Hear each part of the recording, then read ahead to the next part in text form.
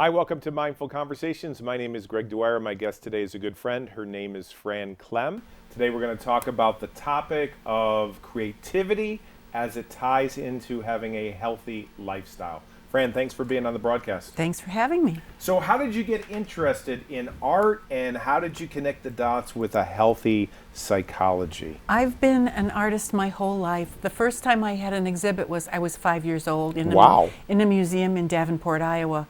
Really? And I never got the drawing back. I kind of feel bad about that. But What do you mean? You were drawing on the wall? What happened? No, I had a drawing of a robin's nest with eggs and a mother robin, and it went into the museum and they never returned it. So. True story? True story. Wow. And I just have loved art my whole life. Okay. I've taken art classes in high school and did some art classes for college work, and it's been my life's purpose. Even on your car, there's a bumper sticker. It says what? Earth? Earth. Earth, but inside Earth is what? A-R-T.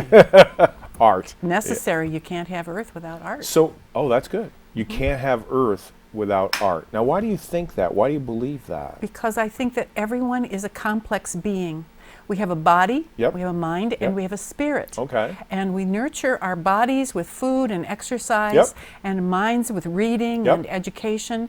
And the spiritual part of us needs a creative source. Yeah. Whatever that is. Not everybody is meant to be a painter. Right. There are lots of different ways to show your creativity, to feed your spirit. Right. So that's... So you don't have to paint something to be an artist. In fact, I think we were talking about this a while back. You could be a writer and be considered an artist, or you could be a speaker and be considered an artist. You can be a dancer. You could be a dancer. You can be a poet. You could be a poet. You can do a lot of things to express your creative energy. So when I think of art, I think of painting, but let's talk about this. So there's theater, there's dance, there's what else? What else would you consider art? Oh my goodness! Just give it to us. And of course the fine arts, the painting, the visual arts, writing, poetry. That's something that I had recently been introduced to, going to poetry readings, and I kind of started thinking about writing things down. Right. And I got a poem published. Oh, I know. So I'm very excited about that, and we'll see what happens next as far as that goes. But there are lots of different ways. Gardening is an art form. So art is bigger than what most people think.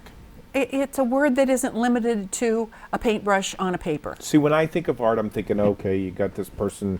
Who was the guy that years ago was painting on television? What was his name? Was it Bob? Bob Ross. Yeah, that's what I think of. Yes. But it's bigger than that. Yes. Yeah. Right. But that's a good place to start. Right. Yeah. Well, the good place to start for me was paint by numbers. And I remember actually putting in and painting. I still remember. In fact, while I'm talking about this, I can actually smell the paint. Really? I really remember that. Yeah, it took me right back to that. You know what's very popular now with a lot of people are adult coloring books. You can buy them themed, and then you can use markers or colored pencils and just have that time to fill in the colors the way you would like them. The composition is there. So, when I think of coloring in a notebook, I think of kids, but now whoever thought of this thought, well, hey, let's bring it to the adults, because I don't know, I think there's a need that's being fulfilled. My mom used to do this all the time. She used to doodle. Is that the right word? That's the word. She would write, like she'd be on the phone with somebody, and I have it from a notebook from years ago in the 70s. That's wonderful. I still have it. That's and she would doodle these flowers and stuff, Do you think everyone has a right brain, left brain, or do you think a person is more disposition towards one section of the brain? Well, maybe people think they're not artists. I think that research is changing on that. Right brain domination was what I grew up thinking about. Okay. That your right side was the side where your creativity lived. Your left side was the technical, analytical, engineering. And that left-handed people are in their right brains. My father was left-handed, so what does that mean? Well, because then you have that creative dominance. But I'm right-handed, so you're right-handed. It's it doesn't. So that doesn't mean anything. I broke the rules. I guess. Yeah. My father wasn't really that creative. I mean, maybe, but I don't think of him as a creative person. But he was a left. He threw the baseball with the left hand. Okay. That's there are all kinds of creative pursuits. Once again, I'm sure there are things that I'll discover as I keep traveling on, that I hadn't thought about being a creative option. What about schools? Do you think schools are going in the wrong direction by taking programs away? I think that, in my opinion, it is very difficult to really, really be free to explore your creativity when you're in an art class in a school. Why? Especially in the younger grades, because the teachers are required to have a project that everyone must do the same way. Really? And because they need to be able to grade you. So they're teaching you something about perspective or complementary colors or something like that. Okay. And it has to fulfill the needs in order to be given a grade. So if you had a child that wanted to do something that showed that it was raining outside when there was supposed to be a sunny day, it would affect their grade because they didn't follow the directions that were given. Right. So it's better than not having anything. Right. But I think that the freedom to explore and experiment and try, that's one thing I love to do when I'm working with anyone of any age is, and they say, but what would happen if and I'd say, try it. Right. See what happens. And sometimes it works and sometimes it doesn't. And then you learn by making mistakes. A mistake is an opportunity to learn something new. Don't you think it's a metaphor for life? I think it is. Right. I think it is too. Yes, Greg. Exactly. Well, I don't like drawing within the lines. I'd want to do my own thing, so I'd probably get a bad grade on that. You probably would, and I'm so proud of you. Well, you know what my father used to say? This is what my father used to say. That's the reason why they put erasers on pencils. Because when you make a mistake, and I was working with someone the other day that was on the computer and they were trying to figure something out, and it was Word, right? So you don't make mistakes, you just backspace, you do it all over again. There's no way, So I think what art does is it allows you to think outside the box and create something that necessarily hasn't been created before. It's a journey. It's a journey. It's a journey. You said it better than I said. And there's an artist and a writer named Fred Babb. Okay. He died about 16 years ago. He was one of 8 children. All right. And his work is my inspiration. It's very loose and childlike. Okay. And he wrote a book that's full of posters. You can take the pages out and hang them up, called "Go to Your Studio and Make Stuff." and that's what he encouraged people to do. Yeah. And one of the posters that I have in my studio, it says, "Art and music are the drugs of choice for millions of children. Wow. If we want to say no to a chemical high, Yeah. we must provide the healing alternative." So let's talk about that. Let's talk about the connection between art and if there's a void there where people are going to get their next hit. Because you feel strongly about this, right? I do feel strongly about it. I have reasons that are very close to me because I lost a son. Okay. Because of addiction. All right. It's Sorry. 16 years ago, and he was a graduate of Hartford Art School, graduated cum laude. Oh. He was an all-star basketball player in high school. He was a wonderful athlete, and got involved with someone putting something in a drink at a college party, and that was the beginning of his addiction. And unfortunately, even though he got into recovery and went through detox and had, was going to 12-step meetings, sometimes those things aren't always enough, or somebody interferes and gives them something, and unfortunately, that was the case of what happened. And it's one of the reasons that I want to make sure that parents understand that everybody says, "Oh, not in Litchfield, or not my family," or and that's not the case, because it can happen anywhere to anyone. Well, where we are in the Litchfield area, there's a crisis going on with drugs, right? Because you know more about this than I do. Well, there are a lot of overdoses and a lot of problems with. People think that there's nothing wrong with like marijuana, but it's also being laced with things like fentanyl and other drugs, so that these dealers can make a customer by, playing with the substance. And I think there's still a lot of misunderstanding about what addiction can do to your ability to function well and your brain development, especially for children. It causes brain damage that is not reversible. Right. And I have some information that I want to share. Sure, please. With a lot of those, a lot of the cases. One of the things we are very fortunate to have here in Litchfield is the Litchfield Prevention Council. Okay. And I'm going to put my glasses on. So what's the connection that you have with them? Do you help well, with that? I have been to meetings several times, and I want to be able to continue. Okay. I think that eventually I will be able to, do some more things with them. But they're going to be having several events this spring that would be wonderful for anybody to go to. They're free. Okay. They're open to the public, and the first one is going to be April the 27th. Good. So that's going to be a vaping presentation. Ooh, that's vaping. Going to be done by the McCall Foundation, which is an organization that will support and educate anyone in this area. Isn't vaping better than smoking, or what do you think? No. Oh, it isn't? No, it's Okay. not. Okay. No, I think that, smoking certainly does damage, but, there, especially for young people, once again, where you're not fully developed and you're doing damage to yourself. But the program is April 27th from 6:45 to 8:15, if anybody wants to take notes and write these things down. And then on May 5th, they're doing a program at 6:30. It's a documentary called Uprooting Addiction. Oh, great. And there will be a panel discussion afterwards so that people can listen to experts share their information and also ask questions about. And where is that? They're all at the Litchfield Community Center. Oh, very good. So it's easy, easy to find, Sure, for you to get. And then on May 8th is a family game night and a taco dinner. Oh, wow. And it's 5:30 to 7:30, and everybody's welcome to go. There's no charge. And it's just a way of gathering people together and being able to have some community time together, and sponsored by the Litchfield Prevention Council. That's wonderful. So we're very, very fortunate to have this in Litchfield, and and anyone who's in the area is welcome to attend. So I'm going to go through my stack of things here today. Yeah, what do you have? You brought a couple books. I did bring a couple of books. This is a book called Sonny's Story, which is the story of Ginger Katz's son's death due to drug addiction. Oh. And it's told from the point of view of the family dog, Sonny. Okay. So it's appropriate for children, teenagers, parents, grandparents, anyone can read this book and get information about what the possibilities are that can happen. But Ginger has given over 1,000 presentations. Oh, wow. She's spoken in 90 towns in Connecticut and 40 states in this country and 2 countries.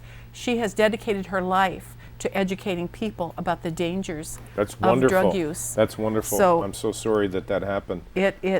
She's amazing at what she has done. And it says how to save a young life from drugs. Yes. Wow. And she has she's the CEO of the Courage to Speak Foundation, and she has presentations for parents, for schools, for communities. It's a very open and inclusive. And she lives in Connecticut. She lives in Norwalk. Yes. Oh, okay, gotcha. Yes. The Courage to Speak Foundation. That's she has right. Back. That's wonderful. Wonderful. That's right. That's her path in life now. Gotcha. Is to make sure that she does what she can do to educate people. Chris Herron. If you like basketball, the name is probably familiar to you. He was a star NBA basketball player, played for the Denver Nuggets and the Boston Celtics. I don't know much about basketball, but I did have the privilege of meeting him when he came to speak in Litchfield to the parents and the students in the high school. There's a film called Unguarded that tells the story of his recovery from addiction. So he was addicted. He lost his position in the community, his marriage, his everything, and he finally found sobriety. Wow. And So he got out. Put his life back together. That's wonderful. So it really is, it's an amazing book, Basketball Junkie. Wow. And that's he also has a Facebook page. If you're on Facebook, you can find, but just looking for his name. There's another lady I wanted to mention. I didn't bring her book. Karen Casey. How do you know her? She's 82 years old. Oh, and wow. when you go in the library and there's a book on the shelf and you think, I think I might be, and then you pick it up and oh my gosh, the first book she wrote sold 3 million copies. Are you serious? How did that happen? 3 million copies. That's unusual. She is a facilitator for 12-step recovery. Okay. And she got the work out, and she's published 29 books since then. Wow. But the book that I loved was 20 Things I Know for Sure, which is just wisdom about the choices and the opportunities and the dangers of living in this world and in life today. Wow. So it was a wonderful book for me to read, and I'm very glad to be able to share the information on your show tonight. The other book that I really has a wonderful title, Not My Child, which is something that you hear so much from parents. And it's for healing addicted teenagers and their families, and also for recognizing the depression and the situations that children are faced with these days, and how that can be dealt with in a healthy, supportive way. Now, why the title, Not My Child? Are they saying something like, no, my child's not involved in this? Is it denial-based? Yes, is that where that's coming from? That's what parents tend to say is, they do. well, not my child. Oh, no, my child's a good boy. No, a good girl. that's the other side of town, right, or that's the other tracks. The Sure. people that aren't up, where to their well, standards. People that have millions of dollars have problems with drugs, and people who are poor have problems with drugs. And you're lying to yourself if you think that you're immune to the possibility, because the way things are now with the peer pressure, if everybody's doing it, and what's wrong with you? How come you're not? Right. But he talks about his action plan involves 4 things: concerted effort, prayer, love, and the willingness to face the consequences. What do you mean by the consequences of what? Taking drugs, because or being? Or whatever they are, whether the consequences of not acting or overreacting, and pushing the child away from being able to process what you're trying to help them with. Right.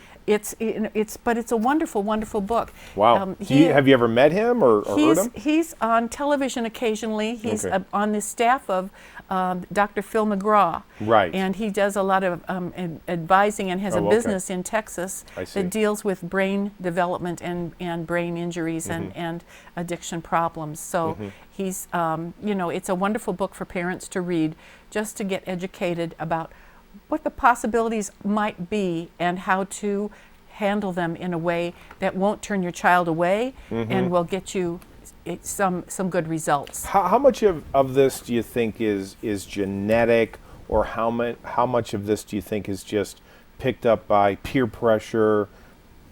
I know there's a debate about whether this is all generic or not, whether it's alcohol or drug related. Do you think it's in generations of families? I think that there's a genetic link in many cases. Whether that's true for everyone, I'm not a doctor, I don't know. Sure. But I do know a lot of people who will say to me, my father was an alcoholic. Right. I had this, and then it seems to have some kind of a genetic predisposition. Yeah. And I've seen that history doesn't repeat itself, but it does rhyme. You start to see patterns like, well, this person did something, and then you see it to the next generation, and you have to scratch your head and say, it's kind of a coincidence.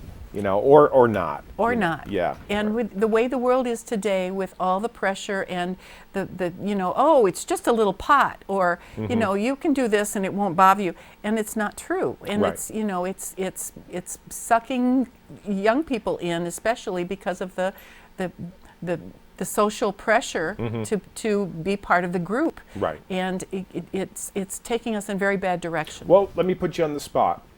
What do you think of legalized marijuana? I'm not in favor of that at all. People have said to me, well, what's wrong with you? You don't like alcohol either?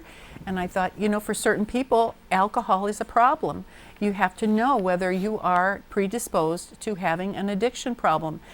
If you drink and you have the wiring that's going to make you have, a problem with alcoholism, a dependency, then, live your life in a healthy way. Right. And marijuana, I think right now one of the things that concerns me is the fact that it's being laced with things like fentanyl and other drugs so that the dealers can make another customer. Right. And I think if people think it's good for some therapeutic use, which could And it's a different topic, it's right? a very different topic, Right. and I certainly think that for people who have, muscular conditions that are Right. chronic, Right. then and marijuana gives Medical them some marijuana. relief. Sure, Yes. it's a little different story. Yes, Sure. it's very different, Right. and it certainly would be good to have that be available for people to help them with their diseases and Right. their illnesses.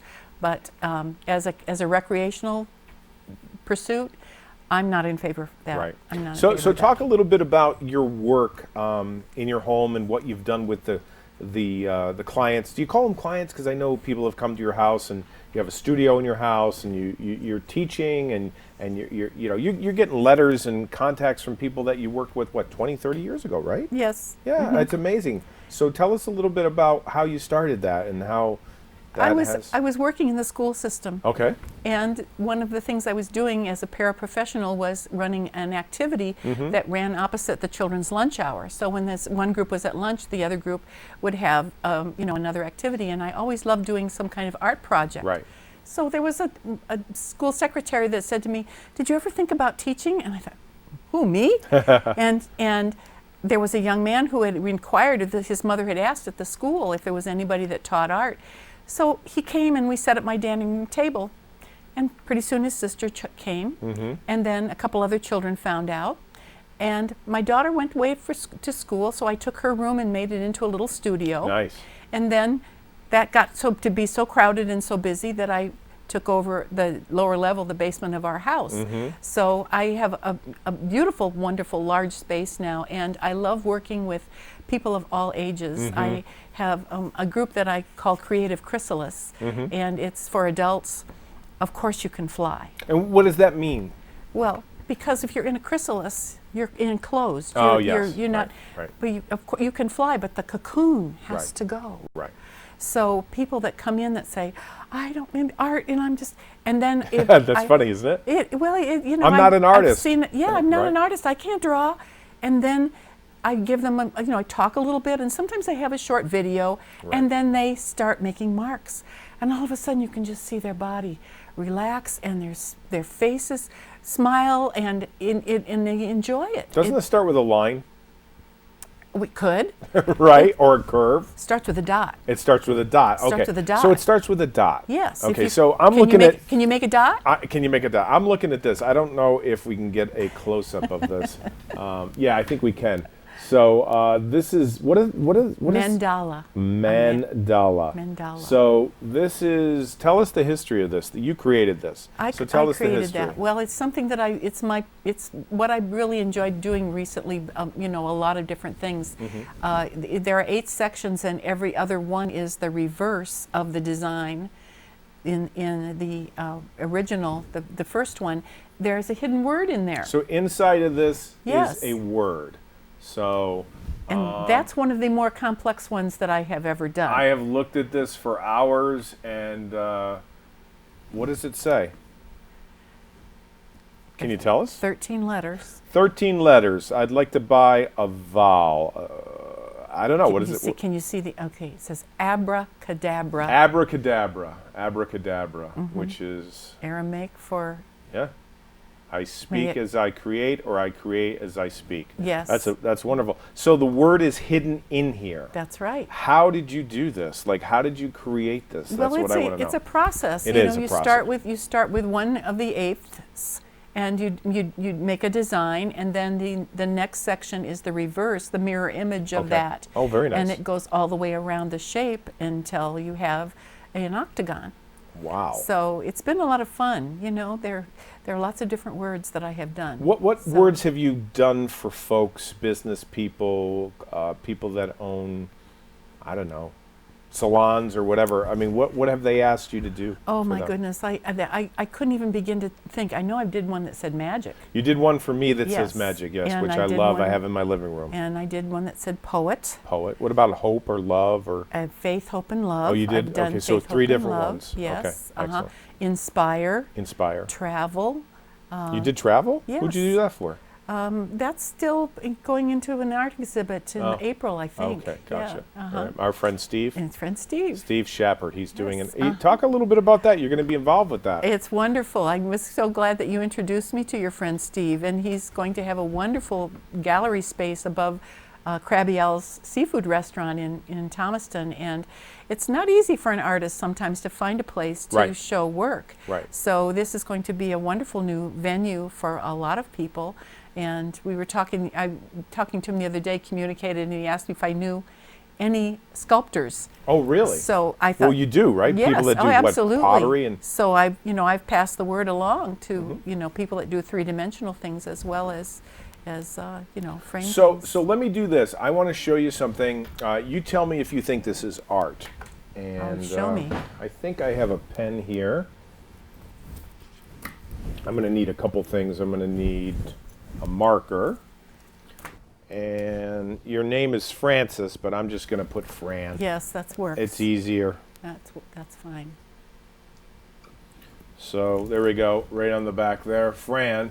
And I'm gonna ask you to think of one of the ESP symbols. There's a cross, there's squiggly lines, there's a circle, there's a star. I think there's a square, and I want you to just. So this is what I'm thinking, as far as what I would consider art is. So, all right. We have not worked this out, no. Other than the fact that I said you might want to think about this. So you tell me if this is an art form. Did you think of the circle? No. Okay, I didn't think so. Did you think of the cross? No. Okay, so you didn't think of the circle, you didn't think of the cross. Did you think of the squigglies? Which kind of reminds me of the water. It does look like water, but you didn't think. And these are all artistic, drawings. They're pretty simple. What about the square? Nah, too. Star? You had to, right? It's the last one. That's right. So the weird thing about it is my last guest that I just had on the show, I don't know, did you listen to what she said? I couldn't hear, no. Okay, good, because you're not going to believe this. This is exactly what Oh, my goodness. So he did it there's again. Fran. And the weird thing about this is the guest that I had on earlier, which is my friend Audrey, she said the star too. So why did you think of the star? Well, I don't know, because I was trying to fool you, because I was looking at the squiggly lines thinking, I'm going to get him this time. I'm going to look at the squiggly lines and he's going to think that's what I picked, and then okay. So do you think that's art? I think it is. It's creative. Absolutely. It is creative. Yes, absolutely. So, because I got to tell you something, I didn't create that. So a friend of mine by the name of Richard created that. Oh, okay. And believe it or not, he taught it to me, and then I learned how to do it, and then I showed it to you. But I think it's amazing. It kind of has to do with art. So why the star? I mean, artistically, did it draw you in, or no? You just tried to fool me. Just trying to fool you. So what I think is really strange is the fact that the person that was on 2 episodes ago, they thought of the star as well. That's interesting. I don't know why. Because I could not hear it. I didn't You pick didn't. it because she picked it. And it could have been any of those things. That's true. So how do people get a hold of you in case they know someone that's struggling with addiction, or they just want to talk to you about art? How do they get a hold of you? I'm on Facebook. Okay, yeah. You can look, but I'm not on as my name. You're not on as Fran Clem. No, I am not, because I had some trouble with people stalking hacking, you. And so I'm Fran C. So how do you do that? But it's spelled out, instead of the letter C, it's S-E-A. Oh, okay. So you like can, a sea of water? That's right. Okay. F-R-A-N-S-E-A. And you can also go, I have a business page, Francis Clem Studios. Oh, nice. Very nice. So you can go to that page on Facebook. Another way to get a hold of me is an email. Right. And that could be, the easiest one is fpclem okay. at gmail.com. Now, I got to tell you, here in Litchfield, Connecticut, you don't have to give out any information. Everybody knows you. The people at the bank, people at the stores, everybody knows who you are. It's scary. So, and it's amazing. So, well, anyway, we hope we gave you something to think about. We're with Fran Clem. We're talking about art, but we're also talking about a very important subject, and that is that a person's spirit has to be fed. And if they're not given some kind of artistic outlook, a lot of times what will happen is people will turn to other spirits, and those spirits can take families down. So we hope we gave you something to think about here on Mindful Conversations. Fran Clem, thank you for being on the show today. Always wonderful. Thank you so much. Thank you, Greg. All right, we'll catch you next time. Bye, everybody.